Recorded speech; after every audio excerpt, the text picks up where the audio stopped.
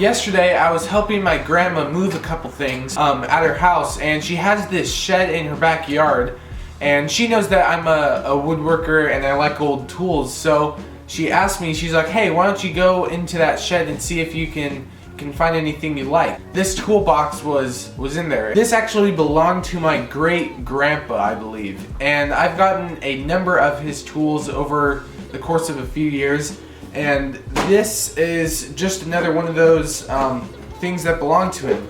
And in here there were a whole bunch of really cool tools, all pretty much made in the USA, and I'll clean these up and definitely use these in my own shop now.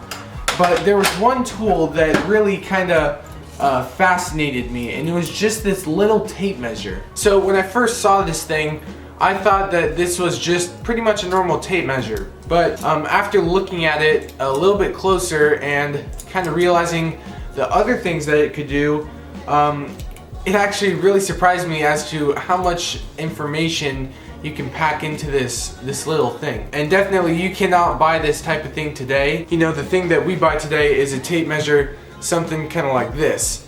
And you know, it's just a tape measure, and this is all really people need, and that's really it. You know, it has maybe like a little handle thing you can hook on your tool belt or something, but this thing is much more than that. So you can see they're made in USA on one side, and on the other, add 2 inches for inside measure. Now at first I was like, what the heck could that mean? So in the tape measures that we get today, there's always a little bit of slack in this top part that hooks onto the thing that you're measuring, and the reason there's always a little bit of slack is to account for the thickness of this part right here whenever you're measuring from the outside of something or from the inside of something. This slack right there compensates for that, so you get a accurate measurement. So the really neat thing about this tape measure is that you can actually measure the inside of something referencing off of this back face right here. So let's say I wanted to measure this inside part of my tool well. On a tape measure that we get today,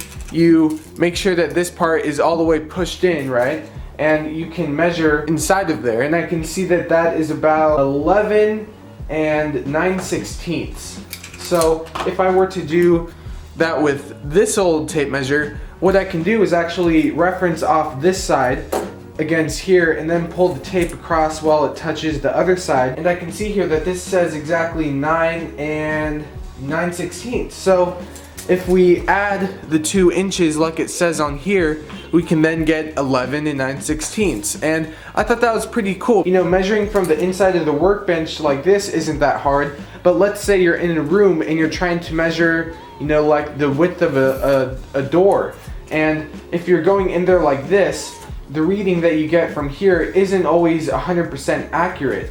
So if this was 3 feet wide or something and you can't go from the top or the side, and all you had to do was go from the very inside, you know, that reading right there is perfect because this adds that 2 inch right there. So I thought that was pretty cool. Then I flipped it over and realized another really cool thing. So on the back of this tape measure, there is a whole lot of information, everyday things that a electrician, a carpenter, a plumber might need to know, and it's all on the back of this tape measure. So you can see here they have what they call handy reference tables, and if you keep going there is an index right there, and that tells you at what increment on the tape measure you get this information or this information. Like at 76 inches, if I need to know standard door sizes, I can go there. And as I keep going past the index, I get into different nail sizes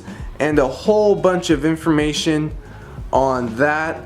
And then past that, I get into wood screws. And then let's say you're trying to find the gauge thickness of something.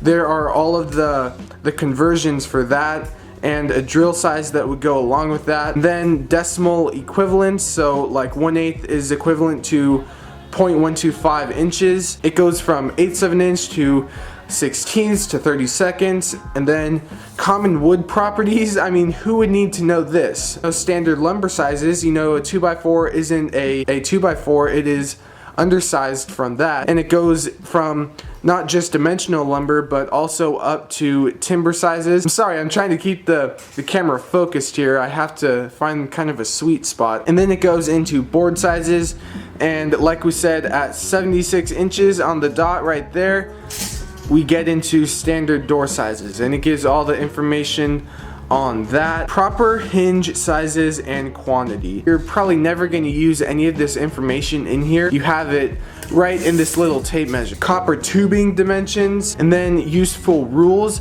It goes into circumference and radius and talks about pi. The information runs out right about at 117 inches. So you can see that all of this information is now on the back of your tape measure. So yeah, this old tape measure was in my great grandpa's toolbox. I'm definitely gonna keep this thing, and I'll probably use it. I have about 6 different tape measures, and I think this one right here is gonna be my favorite one. You know, it is technically just a tape measure, but there's so much other cool things that are on this thing that you don't get today, like all the information on the back, and even using the side of the body of it to measure inside dimensions. I think that is really, really handy. So this thing is definitely gonna sit here in my tool well for the time being. I just wanted to make this quick little video and share this with you. There are probably some of you guys out there who know a lot more about this than I do. I know that there are some of you guys out there who would find this kind of interesting. So yeah, that is pretty much going to be it for this one, and I will see you guys in the next video.